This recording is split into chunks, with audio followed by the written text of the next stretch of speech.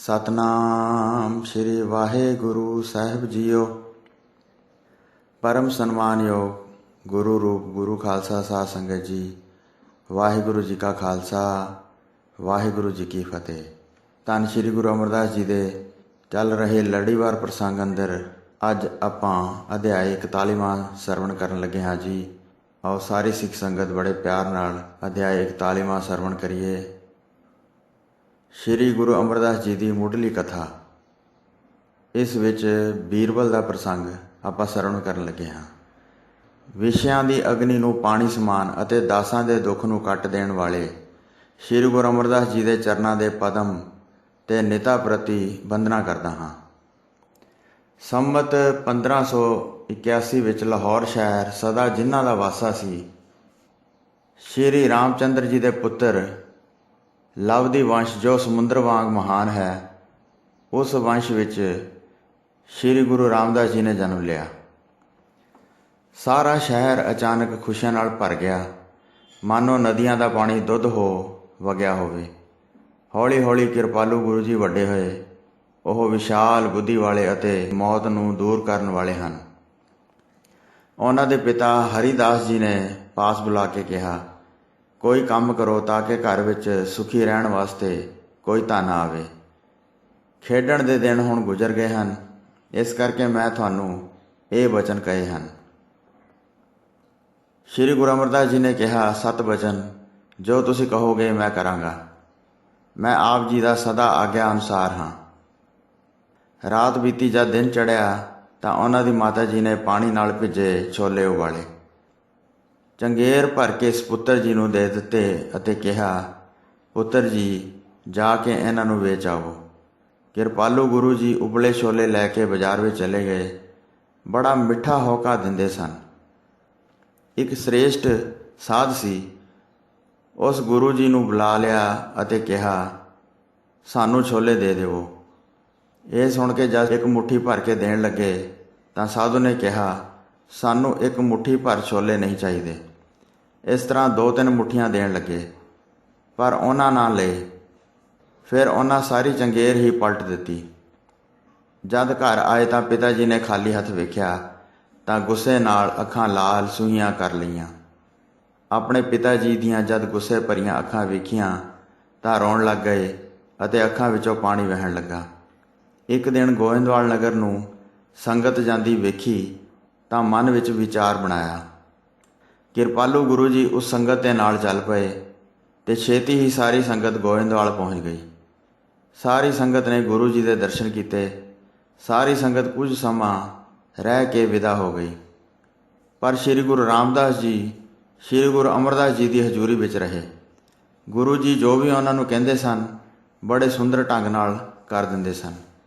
ਲੰਗਰ ਵਿੱਚ ਸਭ ਪ੍ਰਕਾਰ ਦੀ ਸੇਵਾ ਕਰਦੇ ਸਨ। ਸਾਰੀ ਸੰਗਤ ਦੀ ਆਗਿਆ ਅਨੁਸਾਰ ਚੱਲਦੇ ਸਨ।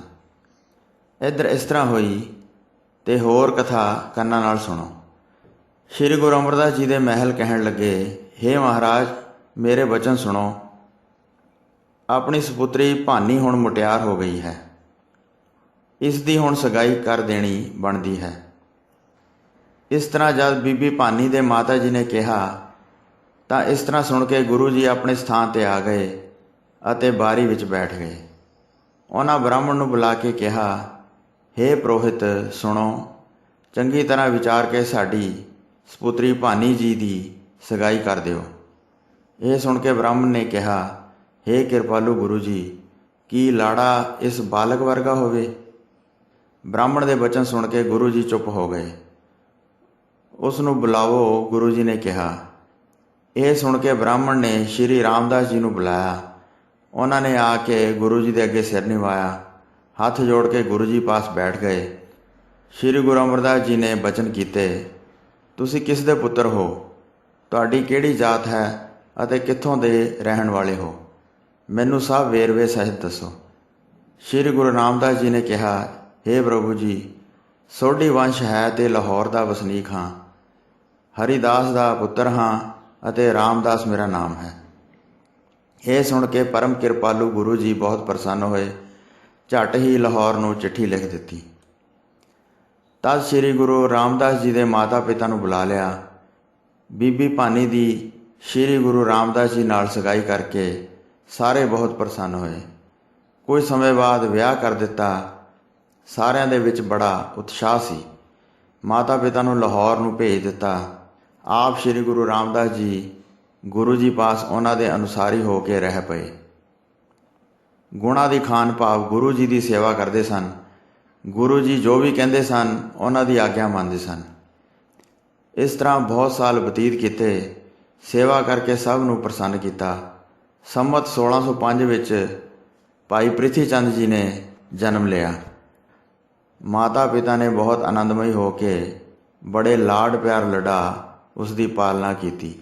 ਜਦ ਘਰ ਵਿੱਚ ਕੁਝ ਸਮਾਂ ਬਤੀਤ ਕੀਤਾ ਤਾਂ ਸੁੰਦਰ ਮਹਾਦੇਵ ਜੀ ਨੇ ਜਨਮ ਲਿਆ। ਸੰਮਤ 1608 ਵਿੱਚ ਦੋਵੇਂ ਪਲ ਕੇ ਤਗੜੇ ਹੋ ਗਏ। ਜਦ ਸੰਮਤ 1610 ਵਿੱਚ ਵਿਸਾਖ ਵਧੀ 7ਵੀਂ ਆਈ। ਜਦ ਵਿਸਾਖ ਮਹੀਨਾ 18 ਦਿਨ ਬੀਤ ਗਿਆ, ਮੰਗਲਵਾਰ ਲਗਨ ਸ਼ੁਭ ਵੇਖਿਆ। 2 ਪਹਿਰ ਜਦ ਰਾਤ ਗਈ ਅਤੇ ਜਦ ਨਛੱਤਰ ਰੋਹਣੀ ਸੀ, ਸ਼੍ਰੀ ਗੁਰੂ ਅਰਜਨ ਦੇਵ ਜੀ ਨੇ ਆਕਾਸ਼ ਰੂਪੀ ਕੁੱਲ ਵਿੱਚ ਚੰਦਰਮਾ ਰੂਪ ਹੋ ਕੇ ਜਨਮ ਲਿਆ ਅਤੇ ਸਾਰੇ ਬਹੁਤ ਖੁਸ਼ੀਆਂ ਮਨਾਈਆਂ ਗਈਆਂ। ਉਹ ਆਪਣੇ ਨਾਨਕੇ ਭਾਵ ਗੋਇੰਦਵਾਲ ਵਿੱਚ ਹੀ ਵੱਡੇ ਹੋਏ। ਬਾਲ ਅਵਸਥਾ ਤੋਂ ਫਿਰ ਜਵਾਨ ਹੋ ਗਏ। ਵਿਆਹ ਆਦਿ ਜੋ ਕਈ ਪ੍ਰਕਾਰ ਦੇ ਮੰਗਲ ਹੋਏ, ਉਹ ਸਭ ਗੋਇੰਦਵਾਲ ਵਿੱਚ ਹੀ ਹੋਏ। ਉਹਨਾਂ ਦੇ ਮਹਿਲ ਬੀਬੀ ਗੰਗਾ ਜੀ ਸ਼੍ਰੀ ਗੁਰੂ ਅਰਜਨ ਦੇਵ ਜੀ ਨੂੰ ਬਹੁਤ ਪਿਆਰੇ ਸੀ। ਸੁਖਕਾਰੀ ਸਦਾ ਆਨੰਦ ਮੰਗਲ ਰਹਿੰਦੇ ਸਨ। ਅਕਬਰ ਦਾ ਇੱਕ ਬ੍ਰਾਹਮਣ ਮੰਤਰੀ ਸੀ ਜਿਸ ਦਾ ਨਾਮ ਬੀਰਬਲ ਸੀ। ਉਸ ਪੱਛਮ ਵਾਲੇ ਪਾਸੇ ਜੰਗ ਕਰਨ ਵਾਸਤੇ ਚੜ੍ਹਾਈ ਕੀਤੀ ਤਾਂ ਕਿ ਆਪਣੇ ਵੈਰੀਆਂ ਨੂੰ ਜਿੱਤ ਸਕੇ। ਬਾਦਸ਼ਾਹ ਉਸ ਨੂੰ ਬੜੇ ਪਿਆਰ ਨਾਲ ਆਪਣੇ ਪਾਸ ਰੱਖਦਾ ਸੀ। ਕਦੀ ਵੀ ਉਸ ਨੂੰ ਆਪਣੇ ਆਪ ਤੋਂ ਵੱਖਰਾ ਨਹੀਂ ਸੀ ਹੋਣ ਦਿੰਦਾ। ਹੋਣਹਾਰ ਹੋਣੀ ਜਦ ਉਸ ਦੇ ਸਿਰ ਤੇ ਆਈ ਤਾਂ ਕਹਿਣ ਲੱਗਾ, ਮੈਂ ਚੜ੍ਹਾਈ ਕਰਾਂਗਾ, ਸਭ ਆਕੀਆਂ ਨੂੰ ਜਿੱਤ ਕੇ ਆਵਾਂਗਾ ਅਤੇ ਬਾਰ-ਬਾਰ ਹਮਲਾ ਕਰਨ ਦਾ ਝਗੜਾ ਹੀ ਮੁਕਾ ਦਿੰਦਾ ਹਾਂ। ਇਹ ਸੁਣ ਕੇ ਅਕਬਰ ਬਹੁਤ ਪ੍ਰਸੰਨ ਹੋਇਆ ਅਤੇ ਬੀਰਬਲ ਨੂੰ ਕਿਹਾ ਕਿ ਤੂੰ ਧਨ ਹੈ, ਤੇਰੇ ਜਾਣ ਬਗੈਰ ਕੰਮ ਨਹੀਂ ਸਰਦਾ ਹੈ। ਹੋਰ ਮਾੜੀ ਮੱਤ ਕਰਕੇ ਕੋਈ ਨਹੀਂ ਅੜਦਾ ਹੈ। ਬਹੁਤ ਸੈਨਾ ਨਾਲ ਲੈ ਕੇ ਉਸ ਚੜ੍ਹਾਈ ਕੀਤੀ। ਛੋਟੀਆਂ ਤੋਪਾਂ ਵੱਡੀ ਗਿਣਤੀ ਵਿੱਚ ਨਾਲ ਲੈ ਲਈਆਂ। ਐਡੀ ਵੱਡੀ ਫੌਜ ਵੇਖ ਕੇ ਬ੍ਰਾਹਮਣ ਬੀਰਬਲ ਹੰਕਾਰ ਵਿੱਚ ਆ ਗਿਆ। ਕਹਿਣ ਲੱਗਾ, ਮੈਂ ਛੇਤੀ ਹੀ ਵੈਰੀਆਂ ਨੂੰ ਮਾਰ ਦੇਵਾਂਗਾ।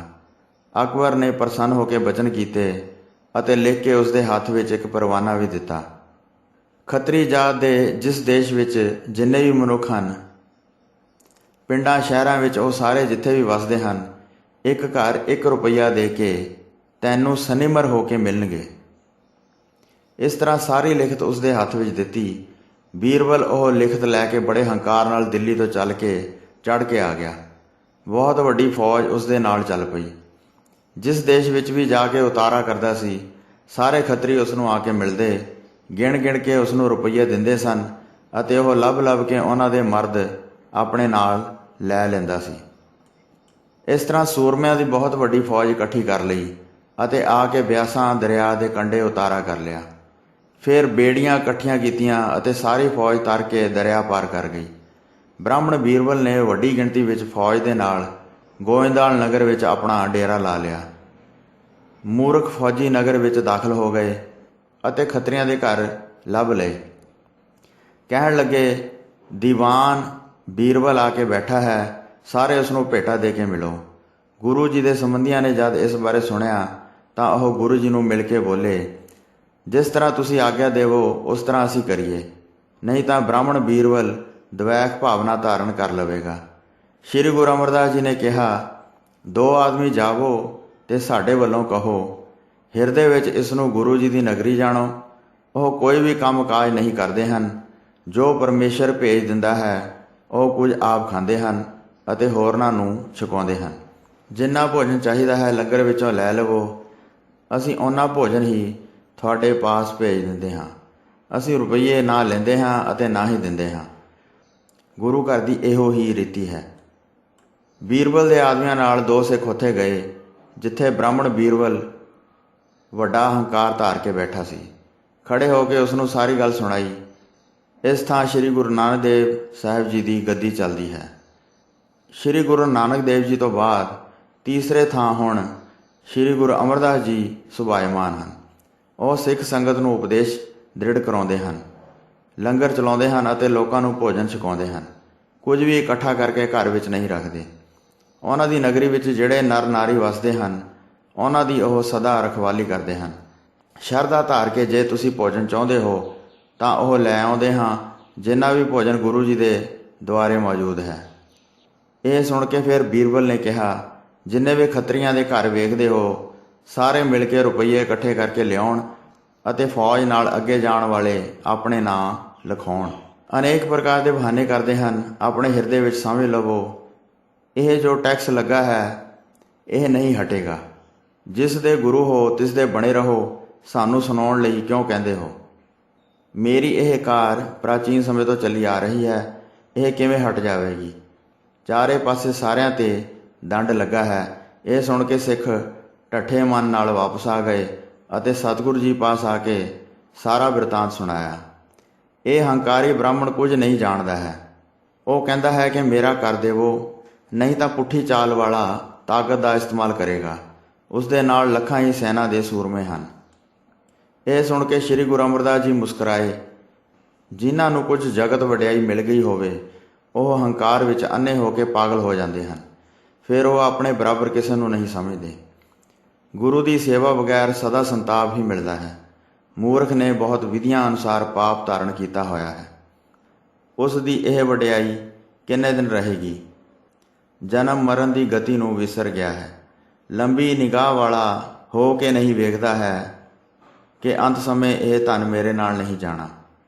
ਜ਼ੋਰਾਵਰ ਜਮਦੂਤ ਆ ਕੇ ਫੜ ਲਵੇਗਾ ਤੇ ਨੰਗਾ ਅਤੇ ਇਕੱਲਾ ਦੋਜ਼ਖਾਂ ਵਿੱਚ ਚਲਾ ਜਾਵੇਗਾ। ਜਦ ਤੱਕ ਇਹ ਮੌਤ ਨੂੰ ਵੇਖੇਗਾ ਨਹੀਂ, ਇਹ ਮੰਨੇਗਾ ਨਹੀਂ। ਇਹ ਨਹੀਂ ਜਾਣਦਾ ਕਿ ਸਰੀਰ ਉਸ ਦਾ ਬੁੱਢਾ ਹੋ ਗਿਆ ਹੈ। ਮਾਇਆ ਦਾ ਮੋਹ ਜੋ ਬਹੁਤ ਮਿੱਠਾ ਹੈ, ਉਸ ਵਿੱਚ ਭਰਮ ਰਿਹਾ ਹੈ। ਇਸਤਰੀ ਪੁੱਤਰ ਪਿਆਰਿਆਂ ਨਾਲ ਮਨ ਪਰਚਿਆ ਹੋਇਆ ਹੈ। ਇਹ ਸੁਣ ਕੇ ਸਿੱਖਾਂ ਨੇ ਫਿਰ ਪੁੱਛਿਆ, ਇਸ ਦਾ ਅਸੀਂ ਫਿਰ ਕੀ ਉਪਾਏ ਜਾਣੀਏ? ਜੇ ਅਵੱਗਿਆ ਕਰਾਂਗੇ ਤਾਂ ਉਹ ਸਾਨੂੰ ਦੁੱਖ ਦੇਵੇਗਾ, ਜਿਸ ਨੂੰ ਗੁਰੂ ਜੀ ਦੀ ਮਹਿਮਾ ਦਾ ਪਤਾ ਨਹੀਂ ਹੈ। ਇਹ ਸੁਣ ਕੇ ਸਹਿਜ ਸੁਭਾਅ ਗੁਰੂ ਜੀ ਬੋਲੇ, ਨਿਸ਼ਚਾ ਰੱਖੋ, ਕਿਉਂ ਮਨ ਵਿੱਚ ਡੋਲਦੇ ਹੋ? ਵੇਖੋ ਕਰਤਾਰ ਕੀ ਕਰਦਾ ਹੈ। ਮੂਰਖਾਂ ਨੂੰ ਸਿਰ 'ਤੇ ਲੱਗਿਆਂ ਹੀ ਸਮਝ ਆਉਂਦੀ ਹੈ। ਤੁਸੀਂ ਦੋਵੇਂ ਜਾ ਕੇ ਉਸ ਨੂੰ ਵੇਖੋ, ਜੋ ਵੀ ਗੱਲ ਕਹਿੰਦਾ ਹੈ ਸੁਣੋ। ਆਗਿਆ ਮੰਨ ਕੇ ਦੋਵੇਂ ਤੁਰੰਤ ਗਏ ਅਤੇ ਉਸ ਥਾਂ ਜਾ ਕੇ ਬੈਠ ਗਏ ਜਿੱਥੇ ਨਗਰ ਦਾ ਵੱਡਾ ਦਰਵਾਜ਼ਾ ਸੀ। ਉਸੇ ਵੇਲੇ ਹੀ ਅਕਬਰ ਦੇ ਪਰਵਾਨੇ ਭਾਵ ਏਲਚੀ ਬੜੀ ਕਾਹਲੀ ਆਏ। ਉਹਨਾਂ ਨੇ ਬੀਰਬਲ ਨੂੰ ਆ ਕੇ ਕਿਹਾ, ਇਸ ਪਿੰਡ ਵਿੱਚ ਖੱਤਰੀ ਜਾਤ ਦੇ ਬਹੁਤ ਮਨੁੱਖ ਰਹਿੰਦੇ ਹਨ। ਹੁਣ ਤੱਕ ਤੁਹਾਡਾ ਹੁਕਮ ਮੰਨ ਕੇ ਨਹੀਂ ਆਏ ਹਨ। ਸਾਰਾ ਦਿਨ ਬੀਤ ਗਿਆ ਹੈ ਤੇ ਹੁਣ ਸ਼ਾਮ ਹੋ ਗਈ ਹੈ। ਆਪ ਦਾ ਜਿਵੇਂ ਹੁਕਮ ਹੋਵੇ ਉਸ ਤਰ੍ਹਾਂ ਕਰੀਏ। ਉਹਨਾਂ ਦੇ ਪਾਸ ਜਾਈਏ ਕਿ ਟਲ ਜਾਈਏ? ਬੀਰਬਲ ਨੇ ਕਿਹਾ, ਹੁਣ ਰਾਤ ਪੈ ਗਈ ਹੈ, ਰਾਤ ਇੱਥੇ ਡੇਰਾ ਲਾਵਾਂਗੇ। ਜਦ ਸਵੇਰ ਹੋਵੇਗੀ ਤਾਂ ਸਾਰਿਆਂ ਨੂੰ ਫੜ ਕੇ ਮੰਗਵਾਵਾਂਗੇ, ਨਹੀਂ ਤਾਂ ਹੁਕਮ ਮੰਨ ਕੇ ਆ ਜਾਣਗੇ। ਰਾਤ ਪੈ ਗਈ ਤੇ ਸਿੱਖ ਸੁਣ ਕੇ ਵਾਪਸ ਆ ਗਏ ਅਤੇ ਉਹਨਾਂ ਗੁਰੂ ਜੀ ਨੂੰ ਦੱਸਿਆ। ਸਵੇਰੇ ਵਿਗਾੜ ਹੋ ਜਾਵੇਗਾ, ਭਾਵ ਸਵੇਰੇ ਉਹ ਸਾਡਾ ਨੁਕਸਾਨ ਕਰਨਗੇ। ਸ੍ਰੀ ਗੁਰੂ ਅਮਰਦਾਸ ਜੀ ਨੇ ਕਿਹਾ, ਸਵੇਰ ਕਿਸ ਵੇਖੀ ਹੈ? ਉਹ ਰਾਤ ਵੀ ਨਹੀਂ ਰਹਿਣਗੇ। ਉਹਨਾਂ ਦਾ ਛੇਤੀ ਡੇਰਾ ਕੂਚ ਹੋ ਜਾਵੇਗਾ ਤੇ ਉਹ ਇੱਥੋਂ ਚਲੇ ਜਾਣਗੇ। ਆਪਣੇ ਚਿੱਤ ਵਿੱਚ ਕੋਈ ਚਿੰਤਾ ਨਾ ਵਿਚਾਰੋ, ਘਰ ਵਿੱਚ ਜਾ ਕੇ ਆਨੰਦ ਪ੍ਰਸੰਨ ਰਹੋ। ਜਿਹੜੇ ਮਨੁੱਖ ਬੜੀ ਤੇਜ਼ੀ ਨਾਲ ਅਕਬਰ ਦਾ ਪਰਵਾਨਾ ਲੈ ਕੇ ਆਏ ਸਨ, ਉਹਨਾਂ ਬੀਰਬਲ ਨੂੰ ਪਰਵਾਨਾ ਪੜ੍ਹ ਕੇ ਸੁਣਾਇਆ। ਜਦ ਬੀਰਬਲ ਨੇ ਪਰਵਾਨਾ ਸੁਣਿਆ, ਜਿਸ ਵਿੱਚ ਛੇਤੀ ਤੋਂ ਛੇਤੀ ਅੱਗੇ ਜਾਣ ਵਾਸਤੇ ਲਿਖਿਆ ਸੀ, ਪਰਵਾਨੇ ਵਿੱਚ ਲਿਖਿਆ ਸੀ, ਪੱਛਮ ਦੇਸ਼ ਵਿੱਚ ਬੜਾ ਉਪੱਦਰ ਛਿੜ ਪਿਆ ਹੈ। ਉਹਨਾਂ ਨੇ ਅਕਬਰ ਦੀਆਂ ਫੌਜਾਂ ਦੇ ਡੇਰਿਆਂ ਨੂੰ ਲੁੱਟ ਲਿਆ ਹੈ। ਹੁਣ ਕਿਤੇ ਵੀ ਠਹਿਰ ਕੇ ਮੁਕਾਮ ਨਾ ਕਰੋ ਤੇ ਅਸਲ ਮੰਜ਼ਿਲ ਤੇ ਛੇਤੀ ਪਹੁੰਚੋ। ਜ਼ਬਰਦਸਤ ਲੜਾਈ ਕਰਕੇ ਉਹਨਾਂ ਵੈਰੀਆਂ ਤੇ ਫਤਿਹ ਪ੍ਰਾਪਤ ਕਰੋ। ਤੁਹਾਡੇ ਪਾਸ ਬਹੁਤ ਵੱਡੀ ਫੌਜ ਹੈ। ਇਹ ਸੁਣ ਕੇ ਬੀਰਬਲ ਨੇ ਰਾਤੋਂ ਰਾਤ ਤਿਆਰੀ ਕਰਵਾ ਦਿੱਤੀ। ਹੁਕਮ ਕੀਤਾ, ਸਵੇਰੇ ਸਵਖਤੇ ਚੜ੍ਹਾਈ ਕਰ ਦੇਵੋ। ਸਾਰੀ ਫੌਜ ਵਿੱਚ ਖਬਰ ਕਰ ਦਿੱਤੀ। ਉੱਥੇ ਉਹਨਾਂ ਰਾਤ ਬਤੀਤ ਕੀਤੀ। ਸਵੇਰ ਸਾਰ ਹੀ ਨਗਾਰੇ ਖੜਕ ਗਏ। ਇਹ ਸੁਣ ਕੇ ਸਭ ਨੇ ਘੋੜਿਆਂ ਤੇ ਕਾਠੀਆਂ ਪਾ ਲਈਆਂ। ਆਪ ਚੜ੍ਹਾਈ ਕਰਨ ਦੀ ਤਿਆਰੀ ਕੀਤੀ। ਤਦ ਗੋਇੰਦਵਾਲ ਦੇ ਖੱਤਰੀਆਂ ਦਾ ਪ੍ਰਸੰਗ ਚੱਲਿਆ। ਇਸ ਨਗਰ ਦੇ ਖੱਤਰੀ ਚੱਲ ਕੇ ਨਹੀਂ ਆਏ ਹਨ ਅਤੇ ਨਾ ਹੀ ਕਿਸੇ ਨੇ ਰੁਪਈਏ ਦਿੱਤੇ ਹਨ। ਕਿਸ ਦੇ ਆਸਰੇ ਇਹ ਇੰਨਾ ਹੰਕਾਰ ਕਰਦੇ ਹਨ? ਆਪ ਤੋਂ ਵੱਡਾ ਹੋਰ ਕਿਸ ਨੂੰ ਜਾਣਦੇ ਹਨ, ਜਿਸ ਕਾਰਨ ਤੁਹਾਥੋਂ ਡਰਦੇ ਨਹੀਂ ਹਨ ਅਤੇ ਕਹਿੰਦੇ ਹਨ ਕਿ ਸਾਥੋਂ ਭੋਜਨ ਲੈ ਲਵੋ। ਬੀਰਬਲ ਨੇ ਤਦ ਸੁਣ ਕੇ ਕਿਹਾ, ਸਾਨੂੰ ਹੁਣ ਜਲਦੀ ਹੈ ਹੁਣ ਚੜ੍ਹਾਈ ਕਰਕੇ ਚੱਲਦੇ ਹਾਂ। ਜਦ ਵਾਪਸ ਇਸ ਨਗਰ ਵਿੱਚ ਆਵਾਂਗੇ ਤਦ ਅਸੀਂ ਇਸ ਗੁਰੂ ਜੀ ਨੂੰ ਵੇਖਾਂਗੇ। ਹੁਣ ਨਾਲੋਂ 10 ਗੁਣਾ ਧਨ ਲਵਾਂਗਾ ਅਤੇ ਹੋਰ ਵੀ ਸਜ਼ਾਵਾਂ ਇਹਨਾਂ ਨੂੰ ਦੇਵਾਂਗੇ। ਇਹਨਾਂ ਮੇਰੀ ਵਡਿਆਈ ਨਹੀਂ ਰੱਖੀ ਹੈ। ਸਾਰਿਆਂ ਨੇ ਇਕੱਠੇ ਹੋ ਕੇ ਮੈਨੂੰ ਧਨ ਨਹੀਂ ਦਿੱਤਾ ਹੈ। ਇਸ ਤਰ੍ਹਾਂ ਇੱਕ ਮਨੁੱਖ ਨੂੰ ਕਹਿ ਕੇ ਭੇਜਿਆ ਤੇ ਆਪ ਘੋੜੇ ਤੇ ਚੜ੍ਹ ਕੇ ਆਪਣੇ ਰਾਹ ਪਿਆ। ਛੇਤੀ ਹੀ ਸਾਰੀ ਫੌਜ ਨੇ ਚਾਲੇ ਪਾ ਦਿੱਤੇ। ਵੱਡੇ ਵੱਡੇ ਤੰਬੂਆਂ ਨੂੰ ਚੁੱਕ ਲਿਆ। ਉਹ ਮਨੁੱਖ ਚੱਲ ਕੇ ਗੁਰੂ ਜੀ ਪਾਸ ਆਇਆ। ਜਿਵੇਂ ਬੀਰਬਲ ਨੇ ਕਿਹਾ ਸੀ ਉਹ ਕੁਝ ਉਸਨੇ ਗੁਰੂ ਜੀ ਨੂੰ ਦੱਸਿਆ। ਤੁਹਾਡੇ ਤੇ ਬਹੁਤ ਗੁੱਸੇ ਸੀ। ਜਦ ਵਾਪਸ ਆਵੇਗਾ ਤਾਂ ਤੁਹਾਨੂੰ ਸਜ਼ਾਵਾਂ ਦੇਵੇਗਾ। ਤੁਸੀਂ ਆਪਣਾ ਭਲਾ ਕਿਉਂ ਨਹੀਂ ਚਾਹਿਆ? ਧਨ ਦੀ ਵੱਡੀ ਰਕਮ ਦੇ ਕੇ ਕਿਉਂ ਨਹੀਂ ਮਿਲੇ? ਜਦ ਵਾਪਸ ਆਵੇਗਾ ਤਾਂ ਬਹੁਤ ਦੁੱਖ ਦੇਵੇਗਾ। ਤੁਹਾਨੂੰ ਕੈਦ ਕਰੇਗਾ ਅਤੇ ਝਗੜਾ ਕਰਕੇ ਬਹੁਤ ਧਨ ਲਵੇਗਾ। ਇਹ ਸੁਣ ਕੇ ਸ੍ਰੀ ਗੁਰੂ ਅਮਰਦਾਸ ਜੀ ਬੋਲੇ, ਇਹ ਹੁਣ ਇੱਥੇ ਨਹੀਂ ਆ ਸਕੇਗਾ। ਬਰਫ਼ ਵਿੱਚ ਇਹ ਉੱਥੇ ਹੀ ਗਲ ਜਾਵੇਗਾ। ਹੰਕਾਰੀ ਜਿਉਂਦਾ ਨਹੀਂ ਰਹੇਗਾ। ਜਿਹੜਾ ਵੀ ਗੁਰੂ ਘਰ ਬਾਰੇ ਬੁਰਾ ਸੋਚਦਾ ਹੈ ਉਹ ਕਿਵੇਂ ਠਹਿਰ ਸਕਦਾ ਹੈ? ਤੁਰੰਤ ਹੀ ਖਤਮ ਹੋ ਜਾਂਦਾ ਹੈ। ਇਸ ਤਰ੍ਹਾਂ ਕਹਿ ਕੇ ਗੁਰੂ ਜੀ ਚੁੱਪ ਹੋ ਗਏ। ਬ੍ਰਾਹਮਣ ਬੀਰਬਲ ਤੁਰਕਾਂ ਤੇ ਹਮਲਾ ਕਰਨ ਚਲੇ ਗਿਆ। ਇੱਕ ਦੂਸਰੇ ਨਾਲ ਲੜਾਈ ਕਰਨ ਲਈ ਅਖਾੜੇ ਲੱਗ ਗਏ ਤੇ ਬਰਫ਼ ਡਿੱਗਣ ਨਾਲ ਸਾਰੇ ਫੌਜੀ ਪਹਾੜਾਂ ਦੀ ਬਰਫ਼ ਵਿੱਚ ਧਸ ਗਏ। ਬੀਰਬਲ ਠੰਡ ਨਾਲ ਠਰ ਕੇ ਡਿੱਗ ਪਿਆ। ਉਸੇ ਵੇਲੇ ਨਗਾਰਾ ਵਜਾ ਦਿੱਤਾ। ਆਕਾਸ਼ ਤੋਂ ਬਹੁਤ ਬਰਫ਼ਬਾਰੀ ਅਤੇ ਵਰਖਾ ਹੋਈ। ਬੀਰਬਲ ਸਾਰੀ ਫੌਜ ਸਮੇਤ ਦੱਬਿਆ ਗਿਆ। ਗੁਰੂ ਜੀ ਦਾ ਕਿਹਾ ਵਾਕ ਸਦਾ ਪੂਰਾ ਹੁੰਦਾ ਹੈ। ਇਸ ਨੂੰ ਦੇਵਤੇ ਅਤੇ ਰਾਖਸ਼ ਵੀ ਨਹੀਂ ਉਲਟਾ ਸਕਦੇ। ਇੱਥੇ ਪਹਿਲੀ ਰਸ ਦਾ 41ਵਾਂ ਅਧਿਆਇ ਸਮਾਪਤ ਹੋਇਆ ਹੈ ਜੀ। ਵਾਹਿਗੁਰੂ ਜੀ ਕਾ ਖਾਲਸਾ, ਵਾਹਿਗੁਰੂ ਜੀ ਕੀ ਫਤਿਹ।